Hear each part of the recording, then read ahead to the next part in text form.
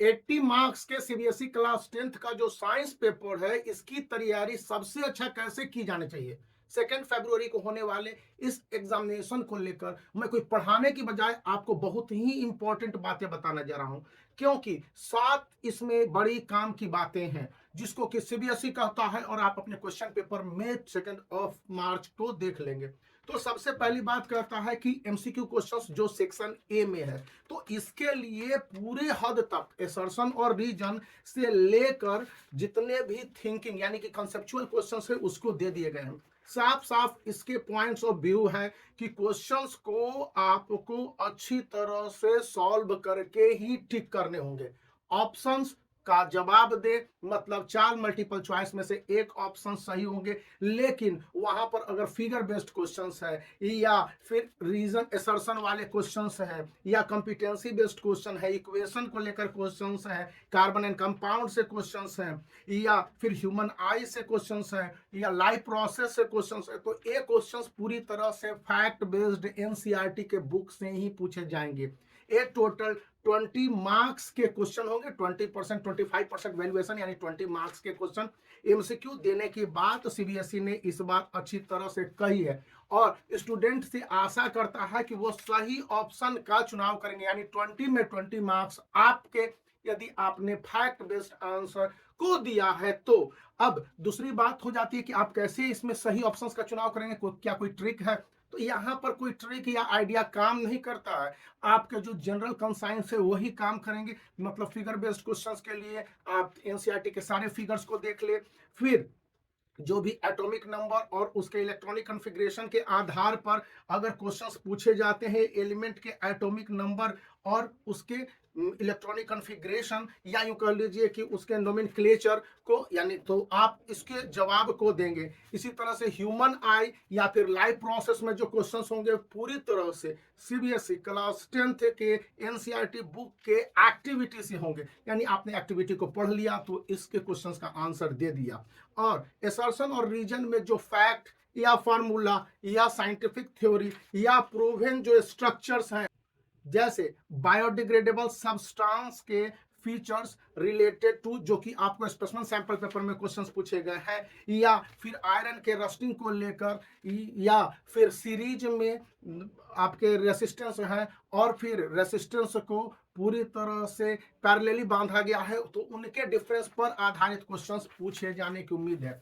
Section B को अच्छी तरह से कहता है कि आपके 2 मार्कर क्वेश्चंस होते हैं, तो इसको 2 पॉइंट्स में दें। यहां से आपके पॉइंट वाइज आंसर शुरू होने चाहिए, और कहीं पर आपके 4 पॉइंट भी दिए जा सकते हैं। सीबीएसई का एक कॉपी चेक करने का एक मार्किंग स्कीम होता है, तो मार्किंग स्कीम के हिसाब से ही कॉपी चेक किए जाते हैं। तो इस बात को याद रखने हैं कि आपके पॉइंट टू द वैलिड और एनसीईआरटी के बुक पर आधारित होने चाहिए, तो उस पर मार्क्स दिए जाएंगे। अब देख लीजिए, what is the purpose of making urine in human body.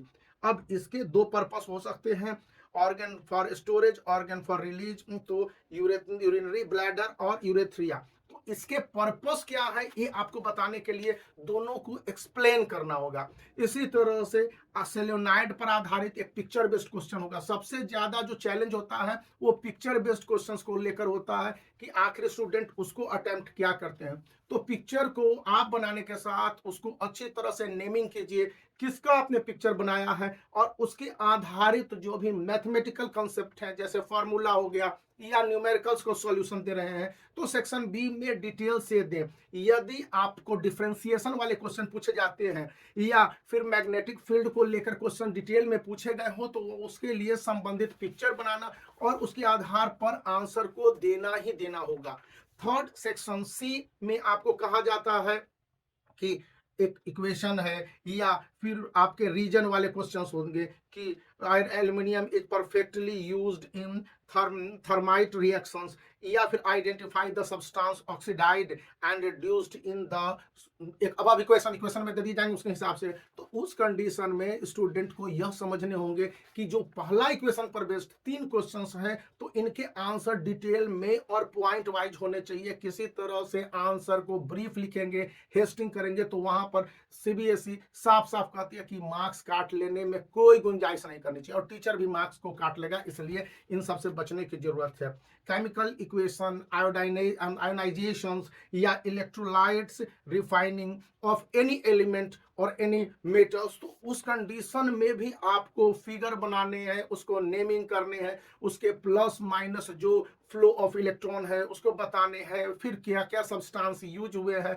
और किस तरह से उसका इक्वेशन जा रहा है, क्या फ्लो है, और उसके बाद स्ट्रक्चरल जो आइडिया है इसको देंगे और इसके साथ सेटिस्फाई करना चाहेंगे। एक्सप्लेन करने वाले क्वेश्चंस होंगे जैसे रिफ्रैक्टिव इंडेक्स हो गए, या फिर ह्यूमन आई को लेकर क्वेश्चंस पूछे जा सकते हैं विथ रिस्पेक्ट टू एयर या वाटर, आपके रिफ्रैक्शन को पूछ दिए गए। तो इन सब में फॉर्मूला भी लिखना बहुत जरूरी हो जाता है। बहुत सारे स्टूडेंट फॉर्मूला को मेंशन ही नहीं करते हैं, तो उसके कारण उन्हें गड़बड़ी और मार्क्स कम मिलने की शिकायत की जाती है। अब एक क्वेश्चन है जैसे कि जूल्स लॉ है, तो जूल्स लॉ को लिखने के बाद उसकी जो फॉर्मूला है जैसे कि एच का H equals I square R T है, तो एच आर टी को भी नेमिंग करेंगे तो स्टूडेंट समझ जाएगा कि ये तो ऑलरेडी अंडरस्टूड है। लेकिन आपको एग्जामिनर को कन्विंस करना है और जितनी अच्छी तरह से कन्विंस करेंगे उतना ही बेहतर मार्क्स आपको दिया जाएगा। फिर आपके कॉन्सेप्चुअल क्वेश्चंस है एकदम लीक से हट के एक्टिविटी बेस्ड, जिसमें से नए कैरेक्टर को बता दिए जाएंगे।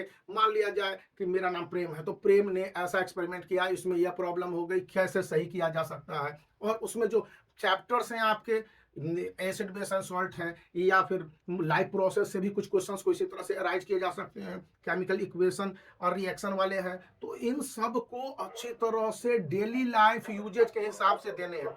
अब तीन क्वेश्चन जो सबसे ज्यादा महत्वपूर्ण होंगे 34, 35, 36 लॉन्ग आंसर वाले सेक्शन डी, और यहीं से आपको पता चलेंगे कि किस तरह से आपके मार्क्स 75% या 75 से ऊपर जाता है। 75% मैंने अधिक बोल दिया, आउट ऑफ 80 95% या इससे ऊपर जाने के लिए। तो यहां पर आपको आंसर लिखने के लिए 2 या 3 सेक्शन में बटे होंगे एक क्वेश्चन, तीनों क्वेश्चन या 4 क्वेश्चन है सो, तो उनको पार्ट वाइज लिखते समय in detail equation, reaction, nomenclature, figure, फिर उसके जो भी रिएक्शंस हैं सही तरह से बोल्ड करेंगे जो पॉइंट्स आ रहे हो सो, और जो पॉइंट्स आपके विजिबल हैं, या फिर जिस तरह से कार्बनिक कंपाउंड वाले हो गए, ऑक्सीडेशन रिएक्शन हो गया, या फिर रिएक्टिविटी सीरीज हो गए, या कार्बोलिक एसिड को लेकर है, इथाइल इथाइल इथोनॉइड है, या इस तरह के प्रोपोर्शंस या बने हैं, या फिगर्स है, ग्राफ्स वाले क्वेश्चंस। यहाँ पर ग्राफ्स कहने का मतलब है जैसे लेंस को लेकर है,